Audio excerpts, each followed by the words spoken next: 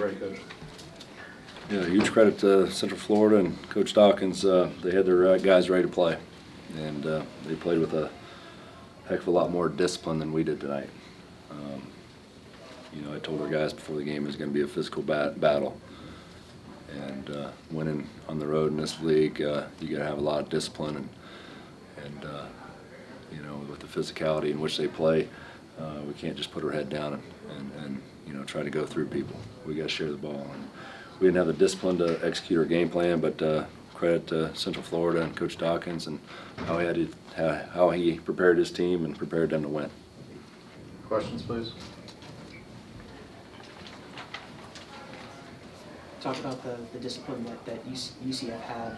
What does it say about them and their defense to be able to kind of hold teams down the way they have in their first year in the conference?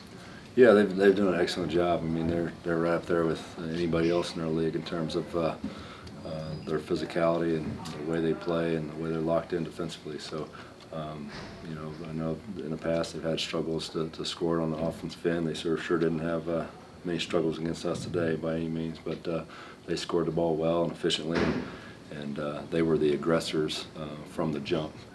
And typically, you know, the aggressors get the call, the aggressors get the benefit of the doubt, and that's the way it played out tonight.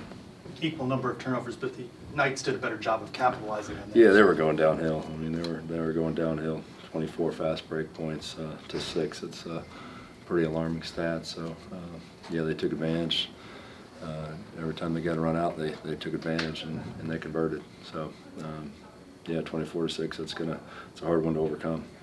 Coach, the first time you guys have come down here to play UCF, with them being a member of the Big 12, what did you think of the atmosphere tonight and just everything that the team brought? No, it was great. It was a great energy in the building.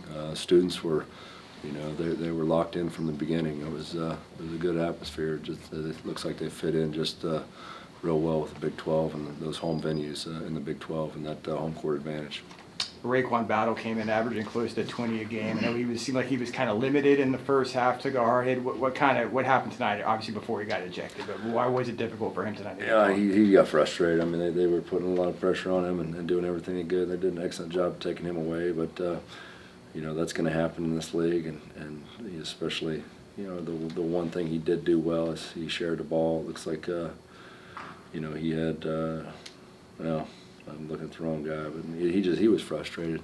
He was frustrated in a lot of ways, and he just got to you know take that frustration and realize that he's pulling a lot of defense, and we got to get the ball moved and you know, take care of it on the turn and get somebody else involved in the offense.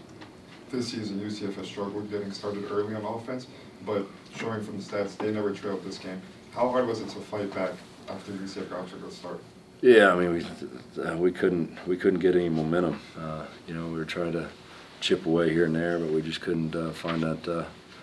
You know, just some of these games, you get down 10 plus, you try to just grind them out of it. You know, one play at a time, and we couldn't. Every time we did score, it seems like they had an answer, and just we didn't convert on the other end. So a little too late. Turn on the pressure and try to get back in that.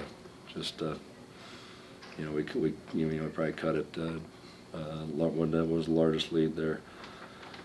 You know, it was in the 20s, but regardless, we battled there at the end and made it hard. And that's all I can ask of our guys. And you know, at the end, you know, we never quit. Just continue to fight to the bitter end.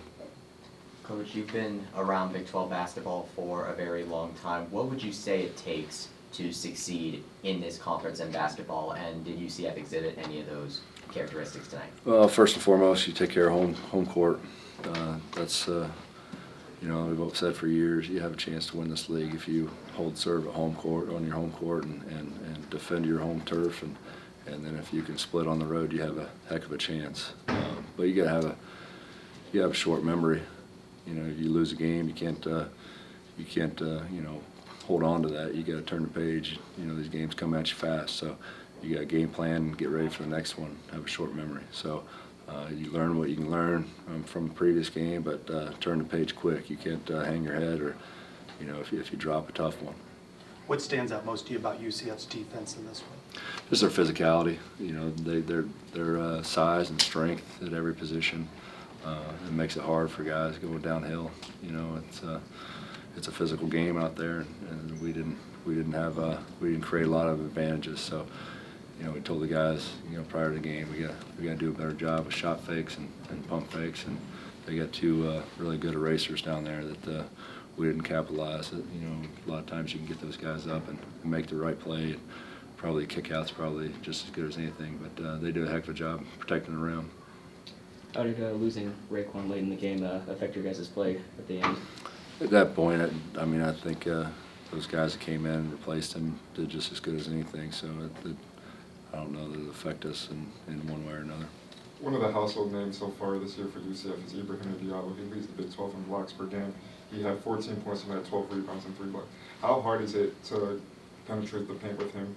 Just his presence and all he does, rebounding the ball. Yeah, he's a presence down there for sure, and then the fact that he, you know, big like that, knocks down 6 free throws, 6 for 6 from the line. You know, he was as good as I've seen him on tape in any game. So he was very effective for. Jesse Edwards, is he getting closer to suiting back up for you guys? Yeah, we're getting closer. We just have to make sure he's in, you know, we don't do wrong by him. It's a bigger picture for Jesse. We got to make sure that he's 100% before we throw him out there. I don't want to have any setbacks with him. Coach, thank you. Appreciate it. Thank you, Coach.